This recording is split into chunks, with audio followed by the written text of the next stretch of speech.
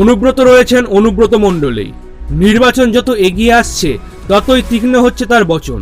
বিজেপিকে ফের একবার কটাক্ষ করলেন বীরভূমের তৃণমূল জেলা সভাপতি।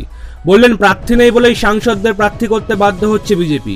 সেই সঙ্গে কমিশনকে চ্যালেঞ্জ জানিয়ে কেষ্টর হুঙ্কার, নির্বাচন কমিশন 25টা ক্যামেরা আনলেও তাকে আটকাতে পারবে না।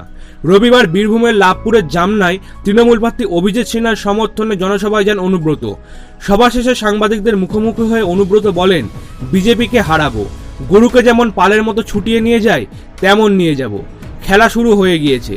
রবিবার তৃতীয় ও চতুর্থ দফা প্রার্থী তালিকা প্রকাশ করেছে বিজেপি। সেই প্রসঙ্গে গেরুয়া শিবিরকে কটাক্ষ করেন কেষ্ট। বলেন এমপিদের দাঁড় করিয়েছে, লোক পাচ্ছে না, গোয়াল ফাঁকা, কেউ থাকতে চাইছে না। নির্বাচন কমিশন এবার অনেক আগে থেকেই কড়া হাতে ভোট পরিচালনা করছে। বিভিন্ন জেলায় প্রতিনিধিদের পাঠানো হয়েছে। সেই প্রসঙ্গে অনুব্রতকে প্রশ্ন করা হলে তিনি বলেন, নির্বাচন কমিশন 10টা কেন 25টা ক্যামেরা আনলেও অনুব্রত মণ্ডলকে আটকাতে পারবে না। যতই ক্যামেরা বাড়াক, অনুব্রত মণ্ডলকে থামানো যাবে না। আজ থেকে প্রথম দলে জনসভা শুরু হলো, মানে রাজনৈতিক প্রচারে। কি বলবেন? কি বলবো? হারাবো আর কি? গরুকে যখন পালের মতন ছুটিয়ে নিয়ে যাবো, ছুটিয়ে নিয়ে যাবো। খেলা শুরু হয়ে গেল। হ্যাঁ, খেলা শুরু হয়ে গেল। মানে বুঝে নিতে হবে। ভেঙে যদি বলবো তো সাংবাদিক কি জানে।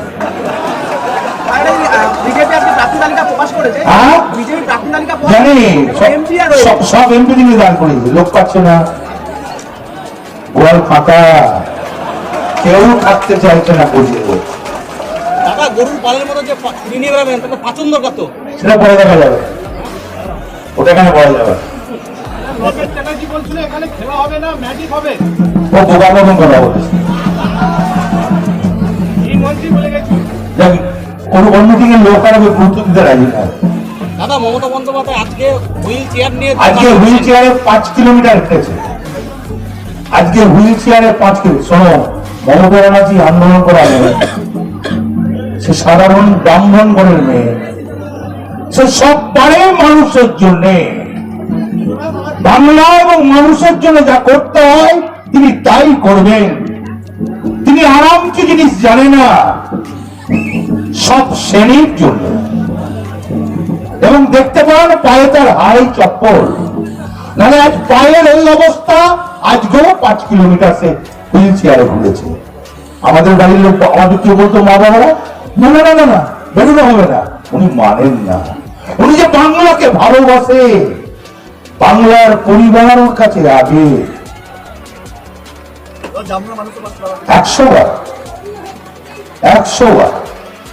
লাভপুরে এমএলএ চলে যাওয়ার পর এই 2 বছরে যে লাভপুরে কাজ করে দিয়েছি, আজকে তরুণ মান্নান্না আছে, শোভন আছে, কবি আছে, কবিতা একজনে বলতে পারবে যে না দিই না।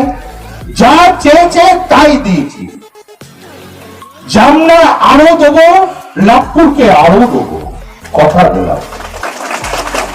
মিথ্যা কথা বলি না, মানুষকে ঠকাই না, সত্যি কথা বলি, মানুষের পাশে থাকি। অনেকজন হলে দল ছেড়ে দিত, স্ত্রী মারা গেছে ক্যান্সারে, সবাই জানে। এখনো মেয়ের বিয়ে হয় না, সব ভাইরা সেপারেট, আলাদা আলাদা, অসুবিধা নাই, তুমি দলটাকে ভালোবাসি, প্রচন্ড ভালোবাসি দলটাকে।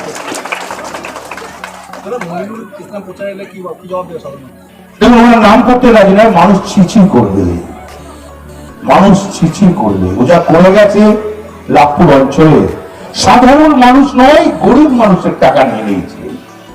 100 দিনের টাকা 9-6 করে দিয়ে গেছে। মানুষ মানবে না। আর একটা জানবেন, লাভপুর খুব শান্তপ্রিয় ব্লক। এই ব্লকে অশান্তি চায় না মানুষ। এটা বলে বকদল গ্রাম নাকি? এই বকদল গ্রামের মানুষকে যদি বাড়িতে বাড়িতে জিজ্ঞেস করেন, তারা বলবে আমরা শান্তি চাই, আমরা উন্নয়ন চাই। ঠিক আছে? নির্বাচন কমিশনের প্রচুর লোক এসেছে, ক্যামেরা বন্ধ করতে হবে, ছবি দেখছে। কতগুলো এসছে? অনেক লোক, 12-15টা হবে। আরো 10টা বাড়ি দেন, 15টা এসছে, আরো 10টা করে 25টা। নির্বাচন কমিশনের যত ক্যামেরা বাড়াবে বাড়াক, অনুব্রত মণ্ডলকে দাঁড় করানো যায় না। আপনার খেলা থাকবে 100%। দাদা, গৃহবন্দী যদি হন, কি জন্য গৃহবন্দী কোনো আইন আছে নাকি? কোন চ্যানেল? কি নাম? কোন চ্যানেল? হ্যাঁ, ও তো বিজেপি চ্যানেল বলতে বাদ করবেন। এগিয়ে আসছে 2021-এর পশ্চিমবঙ্গ বিধানসভা নির্বাচন। দলীয় কর্মীদের নিয়ে বুথভিত্তিক সভা করে দলের পরিস্থিতি জানার চেষ্টা করছেন তৃণমূলের বীরভূম জেলা সভাপতি অনুব্রত মণ্ডল। তবে এর আগেও তিনি বহু বিতর্কিত মন্তব্য করেছেন। 2016-র আগে দেওয়া হুঁশিয়ারি। 2016-র বিধানসভা নির্বাচনে বিরোধীদের উদ্দেশ্যে চরম ঢাক বাজানোর কথা বলেছিলেন অনুব্রত মণ্ডল। বলেছিলেন বিরোধীদের জন্য চরম ঢাক বাজবে। ভোটের আগে প্রচারে ভোটারদের গুড় জল খাওয়ানোর কথাও বলেছিলেন অনুব্রত মণ্ডল। সেই সময় ইঞ্চিতে বুঝে নেওয়ার বার্তাও শোনা গিয়েছিল তৃণমূল নেত্রীর মুখ থেকে। ভোটে জেতার পর শুরু হয়ে গিয়েছিল বিরোধীদের ওপর হামলা, কার্যালয়, বাড়িতে ভাঙচুর। পঞ্চায়েত ভোটের আগে গুড় বাতাসার নিদান। 2018-এর পঞ্চায়েত ভোটের আগে বিরোধীদের গুড় বাতাসার হুমকি দিয়েছিলেন অনুব্রত মণ্ডল। বলেছিলেন নির্বাচনে মনোনয়ন জমা দিতে বের হলেই গুড় বাতাসা। মনোনয়ন জমা দেওয়ার দিন থেকেই তিনি মায়েদের গুড় বাতাসা দেওয়ার কথা বলেছিলেন মনোনয়নের দিনগুলিতে ব্লক অফিসের সামনে 3000 মহিলা দাঁড়িয়ে থাকবেন। তাদের মাথায় থাকবে ঝুড়ির মধ্যে বাতাসার কোলে থাকা কলসিতে থাকবে জল। মনোনয়ন জমা দিতে আসার সঙ্গে সঙ্গে গুড় বাতাসা দিয়ে আপ্যায়ন। যার নিয়ে হুজ্জুতি কম হয়নি। বীরভূম জুড়ে কার্যত বিনা বাধায় জয়ী হয়েছিল তৃণমূল। কিন্তু বিনা বাধায় জয়া কোন পরিস্থিতি হতে পারে তা অনুব্রত মণ্ডল বুঝতে শুরু করলেন বুথভিত্তিক সভা শুরু করার পর থেকে। একটা যে ভুল হয়েছিল তা তিনি স্বীকারও করে নিয়েছিলেন। 2019-এর ভোটের আগে ছিল নকুলদানা পাঁচন। 2019-এর লোকসভা ভোটের আগে নকুলদানা খাওয়ানোর কথা বলেছিলেন অনুব্রত মণ্ডল। তিনি বলেছিলেন নকুলদানার বিরাট গুণ। নকুলদানা খেলে আঙুল অন্য কোথাও যাবে না। যে একবার নকুলদানা খাবে বিজেপি, কংগ্রেস, সিপিএমকে ভোট দেবে না। ওই ভোটের আগে অনুব্রত মণ্ডল জমিতে পাঁচন দেওয়ার কথাও বলেছিলেন। ব্যাখ্যা করে বলেছিলেন পাঁচন নিয়ে জেলার জমি উর্বর করা হবে। কোথাও কোমরে বাড়ি পড়বে তো কোথাও পায়ে বাড়ি পড়বে, না হলে মাটি কি করে ভালো হবে প্রশ্ন ছুড়ে দিয়েছিলেন তিনি। পাশাপাশি ঠিক সময়ে বাড়ি গোলাপ ফুল পৌঁছে দেওয়ার কথাও বলেছিলেন তিনি। ভোটের সময় যে অনুব্রত মণ্ডলের নানা মন্তব্য চর্চার কেন্দ্রবিন্দু হয়ে ওঠে, সেই অনুব্রত মণ্ডলের এবারে ভোটের টনিক কি হবে তা অনেকের কাছেই কৌতূহলের বিষয়। আর ভোটের দামামা বাজতেই এবার বিজেপির দ্বিতীয় দফার প্রার্থী তালিকা প্রকাশ হওয়ার পরে গেরুয়া শিবিরের বিরুদ্ধে রীতিমতো বিস্ফোরক মন্তব্য করে বসলেন বীরভূম জেলা তৃণমূল সভাপতি। যেখানে বিজেপির পক্ষ থেকে দ্বিতীয় দফার প্রার্থী তালিকা প্রকাশের পরই গরুর পালের মতো সবাইকে দৌড় করাবো বলে দাবি করতে দেখা গেল তাকে। বিশ্লেষকরা বলছেন অনুব্রত মণ্ডলের এই মন্তব্যকে কেন্দ্র করেই হয়তো বা এবার বিস্তর চর্চা শুরু হয়ে যাবে রাজ্য রাজনীতিতে। যেভাবে তিনি গেরুয়া শিবিরকে কটাক্ষ করলেন তা অত্যন্ত নজিরবিহীন। তবে এর আগেও বেশ কিছু ইস্যুতে বিজেপির বিরুদ্ধে আক্রমণাত্মক মন্তব্য করতে দেখা গেছে বীরভূম জেলা তৃণমূল সভাপতি অনুব্রত মণ্ডলকে।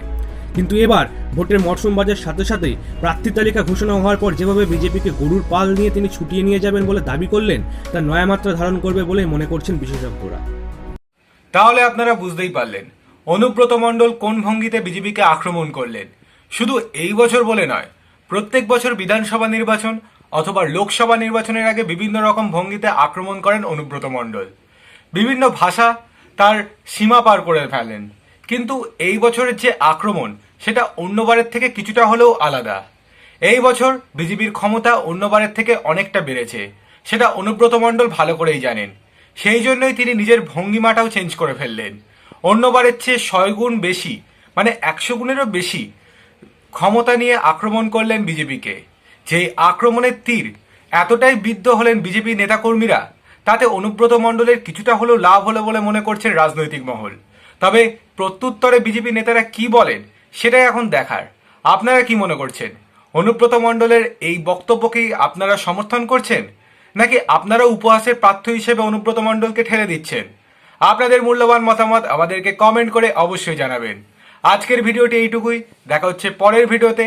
ততক্ষণ সুস্থ থাকুন, ভালো থাকুন এবং আমাদের ভিডিওটি অবশ্যই দেখতে থাকুন।